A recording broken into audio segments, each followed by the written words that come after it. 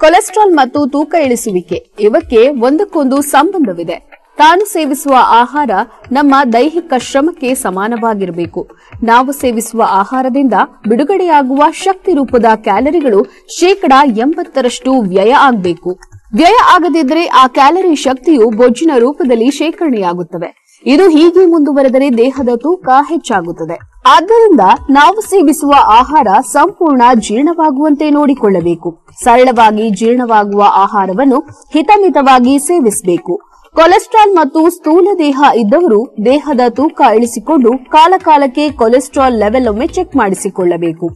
ನಾವು ಏನೇ ಆರೋಗ್ಯವಾಗಿದ್ರೂ ಸಹ ಮುನ್ಸೂಚನೆ ಕೊಡದೆ ಯಾವುದೇ ರೋಗ ಲಕ್ಷಣಗಳನ್ನು ತೋರದೆ ಹೃದಯದ ಮೇಲೆ ದುಷ್ಪರಿಣಾಮ ಬೀರುವಂತಹ ಕೆಟ್ಟ ಕಾಯಿಲೆ ಎಂದರೆ ಕೊಲೆಸ್ಟ್ರಾಲ್ ಮತ್ತು ಸ್ಥೂಲಕಾಯ. ಆದ್ದರಿಂದ ಬಹಳ ಜಾಗರೂಕವಾಗಿರುವುದು ಉತ್ತಮ. ಕೊಲೆಸ್ಟ್ರಾಲ್ ಇದೆಯೆಂದು ತಿಳಿಯಲು ದೇಹದಲ್ಲಿ ಕೆಲವು ಸೂಚನೆಗಳು ಕಾಣಿಸಿಕೊಳ್ಳುತ್ತದೆ. ಕಾಲಿನ ಪಾದದಲ್ಲಿ ನೋವು ಉಂಟಾಗುತ್ತದೆ. ಕಾಲಿನ ನರಗಳ ಸೆಳೆತ ಕಾಣಿಸಿಕೊಳ್ಳುತ್ತದೆ. ಮೊಣಕಾಲು ನೋವು, ಮೀನಖಂಡ ನೋವು ಕಾಣಿಸಿಕೊಳ್ಳುತ್ತದೆ. ರಕ್ತ ಸಂಚಾರವಾಗದೆ ಆ ಭಾಗದ ಜೀವಕೋಶಗಳಿಗೆ ಆಮ್ಲಜನಕ ಮತ್ತು ಪೌಷ್ಟಿಕಾಂಶ ಸರಬರಾಜು ಆಗುವುದಿಲ್ಲ. ಅಂತಹ ಭಾಗದಲ್ಲಿ ನೋವು ಕಾಣಿಸಿಕೊಳ್ಳುತ್ತದೆ.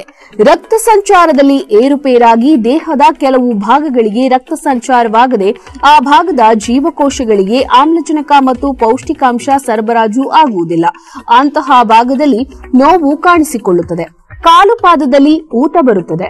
ನಡೆಯುವಾಗ ಕೀಲುಗಳಿಗೆ ಬಿರುಕು ಬರುತ್ತದೆ. ಇಂತಹ ಲಕ್ಷಣಗಳು ಕಾಣಿಸಿಕೊಂಡಾಗ ಕೂಡಲೇ ನಮ್ಮ ಸಿದ್ದಲಿಂಗೇಶ್ವರ ಆರೋಗ್ಯಧಾಮದಲ್ಲಿ ಕೊಲೆಸ್ಟ್ರಾಲ್ ಮತ್ತು ತೂಕ ಇಳಿಸುವಿಕೆಗೆ ಔಷಧಿ ಇದ್ದು ಕೂಡಲೇ ಸಂಪರ್ಕಿಸಿ. ಸ್ಲಿಮ್ ಸುಧಾ ಮತ್ತು ನಿತ್ಯ ಸುಧಾ ಔಷಧಿಯನ್ನು ಉಪಯೋಗಿಸುವುದರಿಂದ ಪ್ರತಿದಿನ 2 ಬಾರಿ ಮಲವಿಸರ್ಜನೆಯಾಗುತ್ತದೆ. ಪ್ರತಿ ತಿಂಗಳು 2 ಕೆಜಿ ತೂಕ ಕಡಿಮೆಯಾಗುತ್ತದೆ. ಕೊಲೆಸ್ಟ್ರಾಲ್ ಲೆವೆಲ್ 15 ದಿನದಲ್ಲಿ ಸರಿ ಮಟ್ಟಕ್ಕೆ ಬರುತ್ತದೆ. ಔಷಧಿಯನ್ನು ಉಪಯೋಗಿಸುವಾಗ ಆಹಾರವನ್ನು ಮಿತವಾಗಿ ಸೇವಿಸಬೇಕು. ಔಷಧಿಗಾಗಿ ಕರೆ ಮಾಡಿ ಅಂಚೆ ಮೂಲಕ ತರಿಸಿಕೊಳ್ಳಿ. ನಮ್ಮ ದೂರವಾಣಿ ಸಂಖ್ಯೆ 8197885537.